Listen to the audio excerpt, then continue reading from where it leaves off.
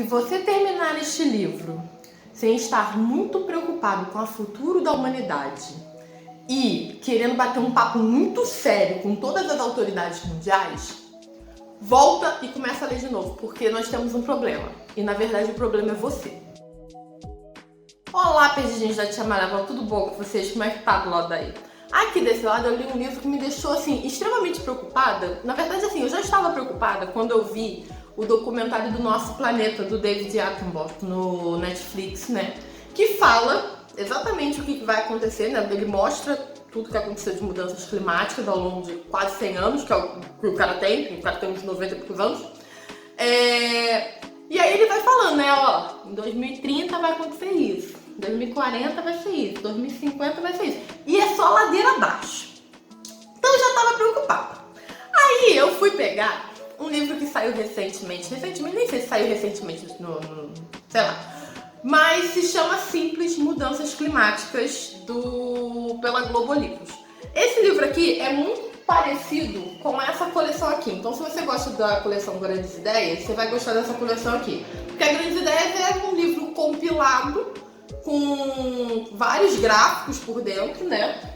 Sobre um assunto diverso, e esse daqui é sobre mudanças climáticas, e da mesma forma que o Grandes Ideias, ele é altamente ilustrado, tá? E sobre o que fala esse livro aqui? Absolutamente tudo. Vamos combinar aqui primeiro que se você não acredita em mudanças climáticas, você precisa ler esse livro daqui e precisa voltar pra escola, tá? Porque o problema está sendo esfregado na sua cara. Se você não está percebendo, tornados no Rio Grande do Sul onde não deveria existir, o Rio Amazonas virando um deserto, sendo que é o rio mais caudaloso do mundo, né? Se você não entende que tá todo mundo sendo assado vivo no planeta Terra, o problema está em você, né? Mas se você já entendeu isso, aqui você vai entender tudo que está acontecendo e vai se desesperar mais ainda. Por quê? Porque ele fala, por exemplo, sobre o degelo das calotas polares, né? E aí qual é o problema do degelo? É porque o nível dos mares vai subir, aí Rio de Janeiro, Rio Grande do Sul, Portugal, vai tudo de arrasta pra cima. Vai, mas não é só isso não, tá? Porque quando as calotas polares derreterem, vai mudar o pH do oceano, né? Porque você tem um monte de água doce que está congelada, sendo despejada numa grande bacia de água salgada. Então, tipo, o sal vai diluir, então vai mudar o pH. Mudando o pH, o que acontece? Um monte de peixe vai morrer. Tem um monte de espécies de peixes que não vão aguentar. E não só isso, os recifes de corais também. Mas a coisa ainda pode piorar. Por quê? Porque existe a corrente marítima, né? Que se chama AMOC.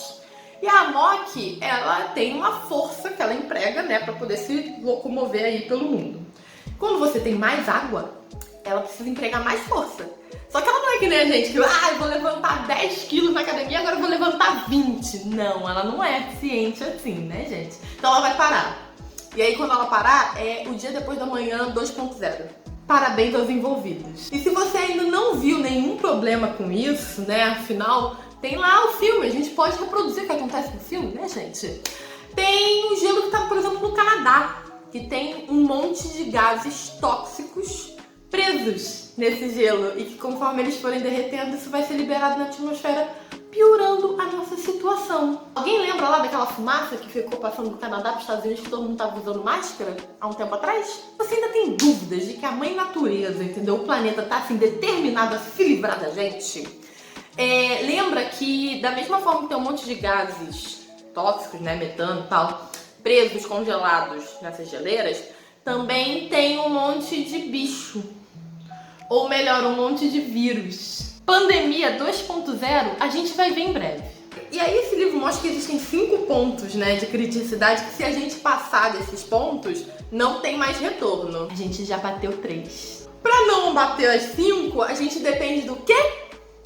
Mudanças muito drásticas. E quando eu digo mudanças muito drásticas, eu não tô dizendo eu e você. Tipo assim, eu parar de comer carne, como eu já parei. Eu usar carro elétrico. Não, tem que ser assim, a partir de amanhã não existe mais carro movido a combustível no mundo.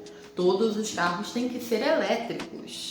Ou seja, são medidas que só um governo pode implementar. virar uma lei com punição, porque senão as pessoas não fazem.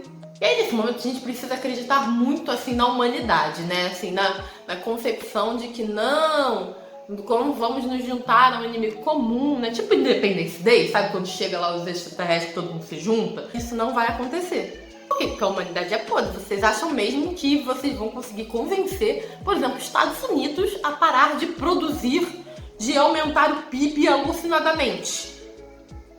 Ainda mais tendo a China aí no encalço dele. Então assim, eu quero desejar boa sorte pra todo mundo, tá? Até porque a gente vai precisar, porque de agora em diante é game over. Mas se você acha que vai ter jeito para as mudanças climáticas, eu vou te apresentar uma outra coisa que vai te deixar desesperado. Porque se a gente não morrer por causa disso aqui, a gente vai morrer por causa disso aqui. Esse aqui é para um próximo vídeo, tá? Então, a gente pode escolher entre um dia depois da manhã ou o Exterminador do Futuro. O que você prefere? Eu acho que eu prefiro um dia depois da manhã. Né? Tipo, voltar às eras primordiais sem redes sociais. Vai ser maravilhoso.